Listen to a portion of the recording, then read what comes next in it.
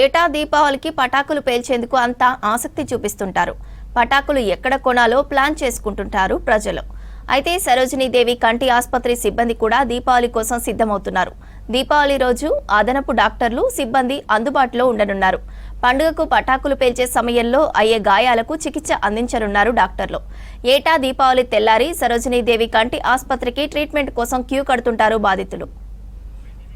పటాకులు పేల్చేటప్పుడు జాగ్రత్తలు తీసుకోవాలంటున్న సరోజినీదేవి కంటి ఆసుపత్రి సూపరింటెండెంట్ డాక్టర్ మోదినితో Srisailam face to face. Diwali పండుగ వచ్చిందంటే ఆ సందడి అంత ఇంత ఉండదు. చిన్న పెద్ద అందరు కలిసి పటాకులు కాల్స్తూ ఉంటారు, సరదాగా గడుపుతుంటారు. కానీ ఆ మరుసటి రోజు మాత్రం మనం ఖచ్చితంగా ఐ హాస్పిటల్ దగ్గర క్యూ లైన్ చూస్తుంటాం. ప్రధానంగా సరోజినీదేవి కంటి ఆసుపత్రి దగ్గర అయితే మేజర్ కానీ మైనర్ కానీ అక్కడ ఆ గాయాలైన వాళ్ళందరూ కూడా సరోజినీదేవి హాస్పిటల్కి వస్తుంటారు. ఇది దివాళీ తర్వాత తెల్లారి జరిగేటువంటి తంతు. ఎన్నిసార్లు చెప్పినా కూడా మళ్ళీ దాని పునరావృతం అవుతూనే ఉంటుంది. సో ఈసారి ఎర్లీగా కొంచెం చెప్దామనేటువంటి ఇదొక ప్రయత్నము. ఒకవేళ పండగ చేసుకోవాలి, పటాకులు కాల్చాలంటే ఏం జాగ్రత్తలు తీసుకుంటే మనం వాటి ప్రమాదాల బారిన పడకుండా ఉండొచ్చు. ఈ అంశానికి సంబంధించి సరోజినీదేవి కంటి ఆసుపత్రి సూపరింటెండెంట్ డాక్టర్ మోదిని గారు ఉన్నారు. ఆమెను అడిగి మరిన్ని విషయాలు తెలుసుకుందాం. సాధారణంగా మీకు ఇది రెగ్యులర్ అయి ఉంటుంది, దివాళీ కాగానే తెల్లారి పేషెంట్లు వస్తుంటారు. దానికోసం మీరు ముందస్తు కూడా ప్రిపేర్ అవ్వాల్సి ఉంటుందేమో. సో మీరు చూస్తుంటారు రెగ్యులర్గా ఎట్లాంటి సివియారిటీ ఉంటుంది, ఎంత ఇబ్బంది ఉంటుంది వాళ్ళకి వచ్చినప్పుడు, పేషెంట్ల కండిషన్స్ ఎట్లా ఉంటాయి? వచ్చిన పేషెంట్లలో వెరీ సివియర్ ఇంజరీస్, చూపు పోయే level injuries maybe around 10 to 20%. మిగతావి అన్ని మైనర్ ఇంజరీస్ ఉంటాయి. కాకపోతే కొన్నిటికి లాంగ్ టర్మ్ ట్రీట్మెంట్ అవసరం పడవచ్చు, కొన్ని 1 week 10 daysలో హీల్ అయిపోతాయి. సో ఇప్పుడు మళ్ళీ దీపావళి రాబోతుందండి, వాళ్ళకి మీరు ఎట్లాంటి జాగ్రత్తలు చెప్తారు? పటాకులు కాల్చాలని అందరూ అనుకుంటారు, చిన్నవాళ్ళు పెద్దవాళ్ళు. సో అవి ఆ ఆనందం పోకుండా ప్లస్ ఈ ఐ ఇష్యూస్ రాకుండా ఉండాలి అంటే ఏం చేస్తే బాగుంటుంది? పటాకాల్లో కూడా చాలా వెరైటీస్ ఉంటాయి. వాటిలో బాంబ్స్ అనుకోండి, ఆర్ అనార్లు అనుకోండి, అట్లాంటివి కొన్ని బర్స్ట్ అయ్యే అవకాశాలు ఉంటాయి. రాకెట్స్ అనుకోండి, అవి బర్స్ట్ అయ్యే అవకాశాలు ఉంటాయి. చిన్నవి మనకు అంత ఫుల్ జడీలు అనుకోండి, అవి అంత డేంజరస్గా ఉండవు. సో ఇవి బర్స్ట్ అయ్యే పటాకాలు కాల్స్తున్నప్పుడు పిల్లలను అన్సూపర్వైజ్డ్గా వదలవద్దు అని అడుగుతున్నాం. పిల్లలైనా పెద్దలైనా బ్రేవ్డోలో పోయి మేము చాలా బ్రేవ్, మేము ఏదైనా చేస్తాము, చేతిలో కాలుస్తాము బాంబ్ని, అవన్నీ అట్లాంటి హీరోయిజంలు చేయకూడదు. బికాజ్ కంటికి ఒకసారి గాయం తగిలితే కొన్నిసార్లు మనము ఎవరు ఏమి చేయకుండా ఉంటాము, చేతులు ఎత్తేయాల్సి వస్తుంది కంటి గాయము సివియర్గా ఉంటే. ఏదైనా మనము హ్యాపీనెస్ చేస్తుంటే, ఏదైనా ఎంజాయ్ చేస్తుంటే ప్రికాషన్స్ తీసుకోవడము ఎప్పటికైనా మేలు.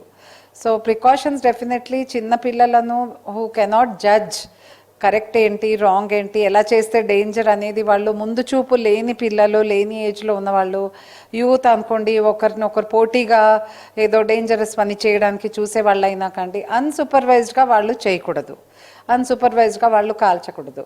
ప్రొటెక్టివ్ ఐ గేర్ వేసుకుంటే చాలా మంచిది. It is excellent to wear protective eye gear, goggles, white goggles అలా దొరుకుతాయి, కానీ అది వేసుకుని చేస్తే చాలా బెస్ట్. కాకపోతే better to be cautious so that you can enjoy the festival of lights without losing the light in your eyes. జనరల్గా పిల్లలు మీరు అన్నట్టు ఇందాక ఎక్కువ మంది ఇంట్రెస్ట్ చూపిస్తుంటారు, కాల్చాలనుకుంటారు. కాబట్టి ఒకవేళ ఈ పండగ సమయంలో పిల్లలకి ఐస్ ఎఫెక్ట్ అయినప్పుడు, అదేదైతే పటాకులు ఉంటాయో దానిలో ఉండేటువంటి మందుగుండు సామాగ్రితో, అప్పుడు మైనర్గా ఉండేటువంటి ఇబ్బంది ఏముంటుంది, చాలా లాంగ్ లాస్టింగ్గా ఉండేటువంటి ఇబ్బంది ఏముంటుంది, వాళ్ళకు ఒక్కొక్కసారి చూపు పోయే ప్రమాదం ఉంటుంది. అట్లాంటి కేసులు మీ దగ్గరకు వస్తూ ఉంటాయా? దానికి ఎట్లాంటి ట్రీట్మెంట్ ఉంటుంది, ఏం చేయాల్సి ఉంటుంది?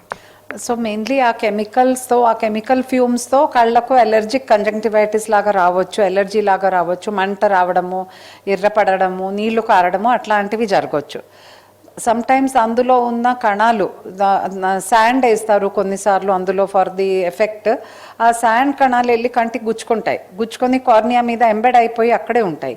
కొన్నిసార్లు మరీ ఎక్కువ ఇంపాక్ట్ ఉంటే అవి ఐబాల్ని రప్చర్ చేస్తూ లోపలికి వెళ్ళిపోయి ఐబాల్ని డ్యామేజ్ చేసే ప్రసంగాలు కూడా జరుగుతుంటాయి. సో కెమికల్గా మెయిన్లీ రెడ్నెస్ అవి ఉంటే సమ్టైమ్స్ మీరు లే పీపుల్గా డిసైడ్ చేయలేకపోతారు whether it is serious or not serious. మీరు వెంటనే కంటి డాక్టర్ దగ్గర వెళ్ళాలి అని మీకు చెప్తున్నాను. ఫైనల్గా ఇప్పుడు దివాళీ వస్తుంది, రోజుల సమయం మాత్రమే ఉంది, ఏం చెప్తారండి ప్రజలకి? Please enjoy safety. Please choose your crackers wisely. Do not choose ones which are lower quality or which are likely to burst. And if you do want to అలాంటివి మీరు పేల్చుకోవాలనుకుంటే పేరెంట్స్ పిల్లలతో ఉండాలి. ఎప్పుడు ఓపెన్ ప్లేస్లో వెళ్ళి చేయాలి. చిన్న చిన్న సందులలో ఓవర్ హ్యాంగింగ్ టెరసెస్ ఉన్న దగ్గర అట్లాంటి ప్లేసెస్లో మీరు కాల్చొద్దు. ఓపెన్ ప్లేస్లో చేస్తే దానికి whatever cracker is there దానికి ప్లేస్ దొరుకుతుంది వెళ్ళడానికి. So it is always better open ప్లేస్లో అందరూ కూడి ఒక దగ్గర చేస్తే చాలా మంచిదండి. ఇది చూసిరు కదండి, ప్రమాదం జరిగిన తర్వాత హాస్పిటల్కు క్యూ కట్టే బదులు ముందే దాని పట్ల జాగ్రత్తగా ఉండడము, అదేవిధంగా నివారణ పద్ధతులు పాటించడం వల్ల పండగను సంతోషంగా జరుపుకోవచ్చు, ప్రమాదాలకు గురి కాకుండా ఉండొచ్చు అని చెప్పి డాక్టర్ మోదిని గారు చెప్తున్నారు. కెమెరామెన్ శ్రీకాంత్తో శ్రీశైలం, V6 న్యూస్, హైదరాబాద్.